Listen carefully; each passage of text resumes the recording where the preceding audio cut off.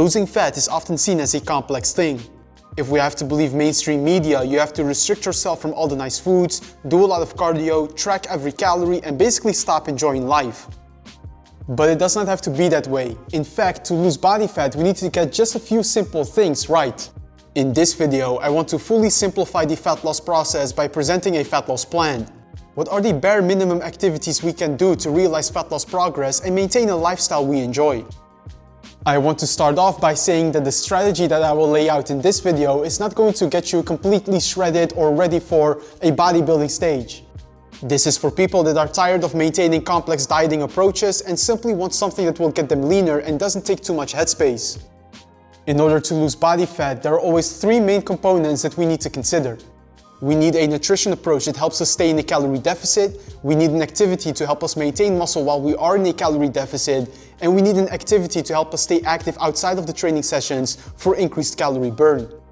If we can cover these three components, then we will have an effective fat loss phase on our hands and we can realize good fat loss progress.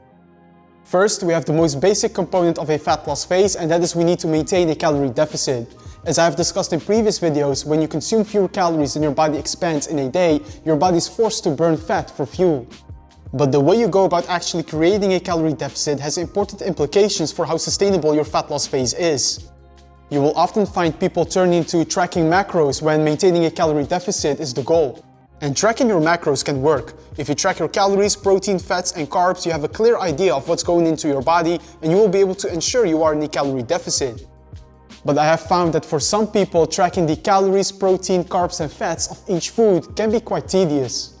Also, just the act of tracking your food intake itself might be something you are not used to, which can add complexities to your fat loss process. So as an alternative, I like to maintain portion size targets with my clients that dislike the idea of having to track their macros. To be specific, with most of my portion tracking clients, we maintain 3 daily meals that are based on hand size.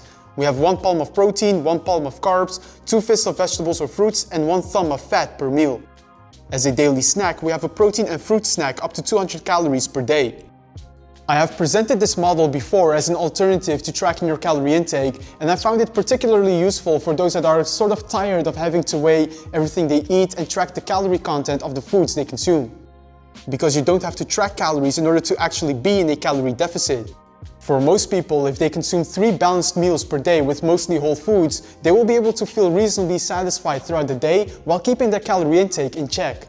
If we then combine this approach with an effective training routine, a calorie deficit will be present and you will start noticing changes in your body occurring. As you saw, the portion size template is based on hand size, so larger individuals will be able to consume more food, which also makes sense since they typically have a higher calorie expenditure.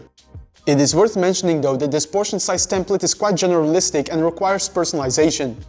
For the majority of people, this will work well, but as with any nutrition approach, customization is necessary. For instance, if you are a competitive athlete, you may find that you need 4 of these portioned meals per day to avoid being in a calorie deficit that is too large.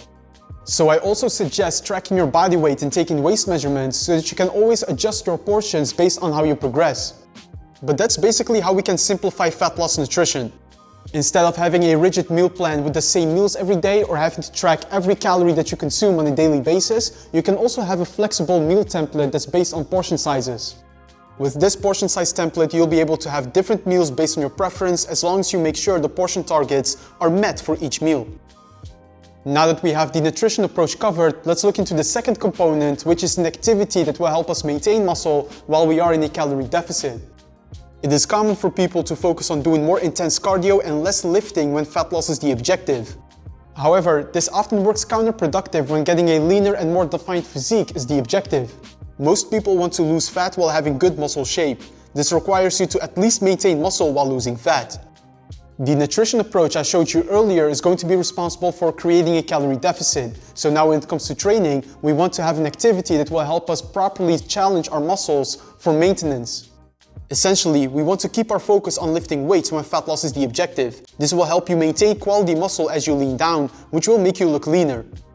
Since we want to simplify the fat loss process as much as possible, doing between 3 to 4 workouts per week is typically sufficient.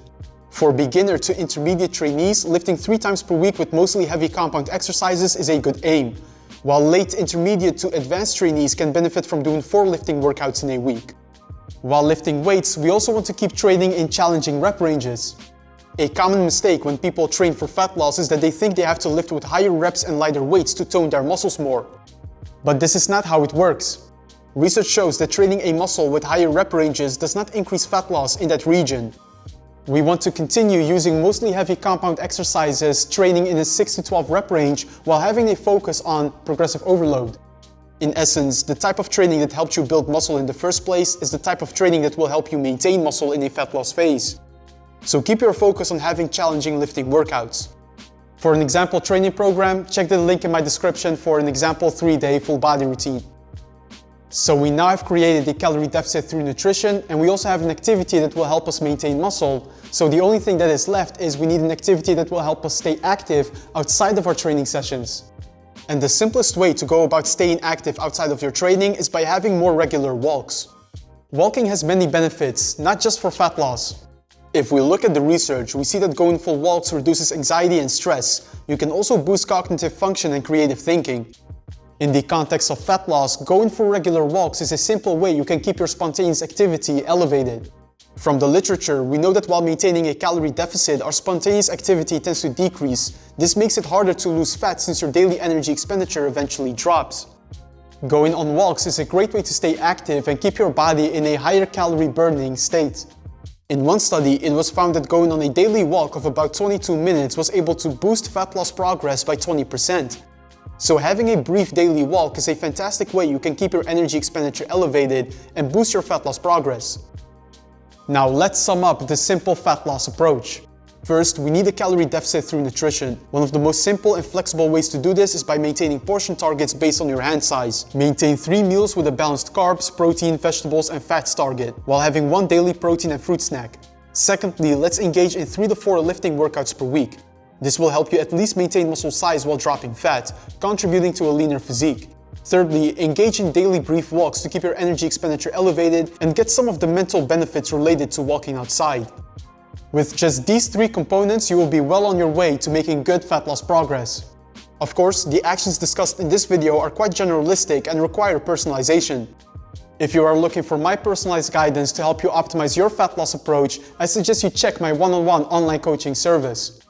With my online coaching service, you can work with me one-on-one to completely transform your fitness and elevate your progress. Visit the link in my description to apply.